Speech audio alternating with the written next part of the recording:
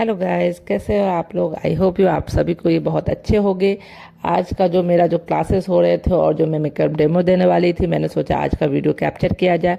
मैं आज स्किन के बारे में और मेकअप के बारे में स्पेशली क्लासेस दे रही थी लड़कियों को।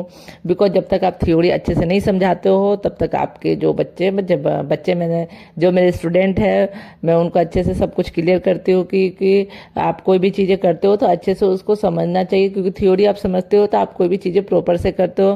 तो मैं उनको थ्योरी समझा रही थी कि और होने वाले नेक्स्ट मेकअप डेमो के बारे में उनको सारा क्लियर वे में बता रही थी कि ताकि उनको करना हो। अगर कभी भी वो भूले तो उन चीज़ों को आप समझे रहोगे तो ज़्यादा अच्छे से समझ पाओगे। तो मैं उनको प्राइमर एंड स्किन सब कुछ के बारे में, अगर जो चीज़ें मुझे नहीं लगता है कि लाइवली उनको दिखाना है तो मैं फ़ोन में भी निकाल कर दिखाती हूँ ताकि उनको अच्छे से वो चीज़ें समझ में आए। बिकॉज अगर आप किसी स्टूडेंट को पढ़ाते हो या कोई भी चीज़ें सिखाते हो, चाहे स्टडी हो या मेकअप की स्टडी हो, तो एक एक चीज़ें उनको अच्छे से समझ में आनी चाहिए। क्योंकि टीचर की रिस्पॉन्सिबिलिटी होती है कि हर एक चीज़ें मैं अच्छे से एक्सप्लेन करूँ, उसे समझाओ कि ताकि वो चीज़ें अच्छे से समझ पाए। और मैंने आगे का जो मेकअप मैं करने वाली हूँ वो भी बहुत ही अच्छा है, हल्दी थीम पे है। तो मैं एक एक चीज़ें सारा एक्सप्लेन कर रही हूँ। और मैं अपने क्लास में जो भी क्लासेस देती हूँ मेकअप के बारे में या स्किन के बारे में, कोई भी चीज़ें के बारे में, तो थ्योरी ज़रूर समझाती हूँ। बिकॉज थ्योरी लिखना बड़ी बात नहीं है, थ्योरी को समझना भी बहुत बड़ी बात है। लिखना तो आप डायरी में से नोट डाउन कर लोगे, बट समझोगे नहीं जब तक तो आप तो कुछ नहीं समझ में आएगा ना। तो चीज़ें समझना भी, आपको डेमो, थ्योरी, प्रैक्टिस सारी चीज़ें प्रोवाइड कराई जाती है। एक एक चीज़ें एक्सप्लेन की जाती है कि भाई आप वो चीज़ों को अच्छे से समझो। ये नहीं कि टाइम पास करो कि भाई आए बैठे और चले गए, 1 साल 2 साल बस लगे हुए। तो मेरे यहाँ वो चीज़ें नहीं होती है। हाँ, ये चीज़ें कि हम एक एक चीज़ें अच्छे से एक्सप्लेन करके बताते हैं कि बच्चे बहुत कम टाइम में अच्छे से समझ जाए। अगर आप में से भी कोई भी इंटरेस्टेड हो मेरे से कोर्सेज करने के लिए तो प्लीज़ मुझे कांटेक्ट करें। और मैं सीतामढ़ी बिहार में रहती हूँ और गुदरी के पास मेरा सैलून हो गया, शिल्पी मेकअप स्टूडियो। आई होप आपको लोगों को अगर लगे कि हाँ मुझे यहाँ कुछ खास मिलेगा तो आप एक बार आ करके ज़रूर मेरे से मिलिए। करना ना करना वो तो बात की बात है, पहले चीज़ें समझो उसके बाद ही कोई चीज़ों को जानो। क्योंकि देखो पैसा पैसा होता है, हर एक जगह आप लगाने से पहले चीज़ों को समझो। अभी मैं क्राइलोन के बारे में बता रही हूँ क्योंकि हर एक पैलेट का अपना अपना तरीका होता है यूज़ करने का। उसका कितना कवरेज है, क्या क्वांटिटी है, कैसे कलर, कौन से कलर टोन पे कौन सा प्रोडक्ट लगाएंगे, तो ये सारी चीज़ें जानना बहुत ज़रूरी है। बिकॉज हर स्किन टोन के अकॉर्डिंग आप अलग अलग कलर टोन एंड कवरेज, क्या कितने घंटे का आपको कवरेज चाहिए, क्या कैसी क्वांटिटी चाहिए, कौन से कलर पे कौन सा कलर देंगे, ये एक एक चीज़ आपको पता होनी चाहिए। तभी जाकर आप एक अच्छा मेकअप कर पाते हो। और वो चीज़ें पता तो ऐसे ही नहीं होगी, एक एक चीज़ एक्सप्लेन करनी होगी कि भाई कौन से शेड को कैसे करना है, वार्म शेड कैसा है, कूल शेड कैसा है। तो हर एक चीज़ है। उसके बाद मैं मेकअप करने के लिए स्टार्ट हो गई। ये देखो मैं अभी मेकअप क्रिएट कर रही हूँ। तो मैंने पहले आईब्रो बनाया, उसके बाद आई कंसील कर दिया है। बिकॉज बहुत ज़्यादा लंबा वीडियो हम नहीं बना सकते, फिर भी मैंने कोशिश किया है कि थोड़ा सा आपको टेक्सचर दिखा पाओ।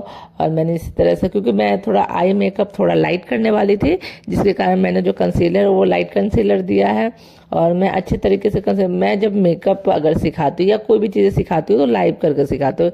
ये नहीं कि आप वेट करोगे ब्राइडल होगा तो मैं उसके ऊपर आपको बताऊंगी, बिल्कुल नहीं। मेरे यहाँ जो क्लासेस होते हैं बिल्कुल आपको लाइव डेमो दिखाया जाता है, एक एक चीज़ें एक्सप्लेन की जाती है कि ताकि वो चीज़ें आप अच्छे से समझो और आपका और मेरा दोनों का ही टाइम बर्बाद ना हो। टाइम पास करने से क्या होगा, कुछ नहीं होगा।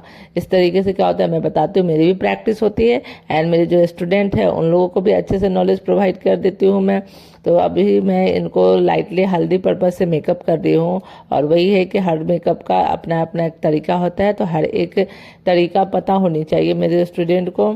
इसके अकॉर्डिंग मैंने उनको कंसीलर किया, उसके बाद आई शेडो कर रही थी। आई शेडो जब मैं कर रही थी तो एक एक चीज़ें एक्सप्लेन कर रही थी अपने स्टूडेंट को कि भाई यहाँ क्या चीज़ें लगाना है, इसके बाद कैसे करना है। क्योंकि हर एक मेकअप ब्रश का भी अपना अपना एक काम होता है, वर्क होता है। जब आप किसी तरह का आई मेकअप करते हो तो हर एक ब्रश का अपना अपना यूज़ होता है। तो वो चीज़ें भी जानना ज़रूरी है, क्योंकि आप जब कोई मेकअप करते हो तो उसमें आई मेकअप में आपके ब्रशेस बहुत ही मायने रखते हैं। तो हर एक चीज़ मेरे स्टूडेंट को पता होनी चाहिए। और ये जो मैं बहुत ही अच्छा थोड़ा सा डिफरेंट मेकअप करने वाली थी। और ये जो मेरी स्टूडेंट है ये बहुत ही क्यूट है और इनका फेस लुक भी अच्छा है, थोड़ा सा डस्की स्किन है बट फेस कटिंग बहुत ही अच्छा है। तो मेकअप होने के बाद मुझे पता है कि बहुत प्यारी, बहुत ही सुंदर लगने वाली है।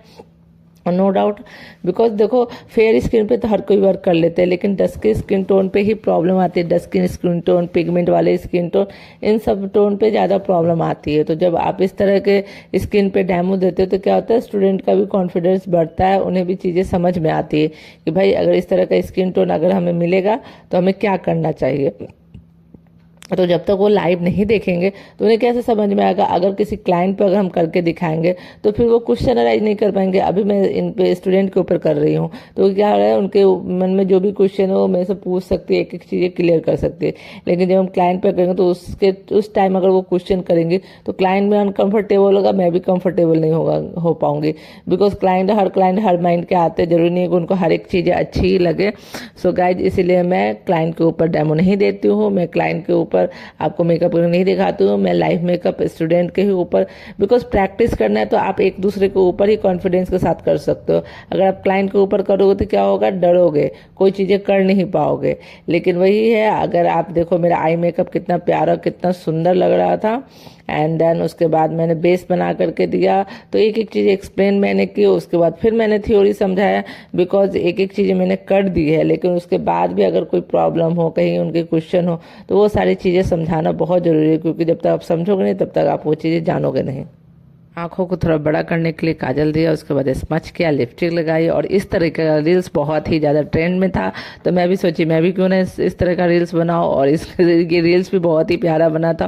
और आप देख सकते हो जो हमारा फाइनल लुक आया है। मेरी जो स्टूडेंट है, जो मेरी मॉडल है, वो कितनी प्यारी लग रही है। उनको मैंने फ्लावर ज्वेलरी के साथ डेकोरेट किया था, क्योंकि मैं हल्दी फंक्शन के अकॉर्डिंग मेकअप करी थी। उसके बाद मैं रील्स भी बना रही थी, और मेरी जो मॉडल है उसका जो हंसी है बहुत ही प्यारा है, आप देख ही सकते हो। और मैंने अच्छा खासा रील्स भी बनाया। और आप देखो कि आई मेकअप भी मैंने हल्दी के अकॉर्डिंग ही किया है। हल्दी मेहंदी या इस तरह का कुछ भी फंक्शन होता है तो थोड़ा सा आई मेकअप बहुत ही ज़्यादा अट्रैक्टिव लुक क्रिएट करता है, थोड़ा डिफरेंट लुक क्रिएट करता है। हेयर स्टाइल भी मैंने ओपन ही दिया था और बहुत ही प्यारा लगा था। मेरे को तो बहुत अच्छा लगा था, बाकी आप बता सकते हो कि कैसा लगा था।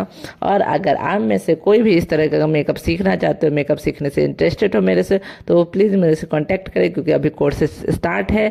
अगर कोई भी ज्वाइन करना चाहते हो तो वो ज्वाइन कर सकते हैं। Guys, thank you, bye bye. मुझे इतना प्यार देने के लिए, सपोर्ट करने के लिए प्लीज़ लाइक एंड सब्सक्राइब जरूर करिएगा। Bye bye, take care.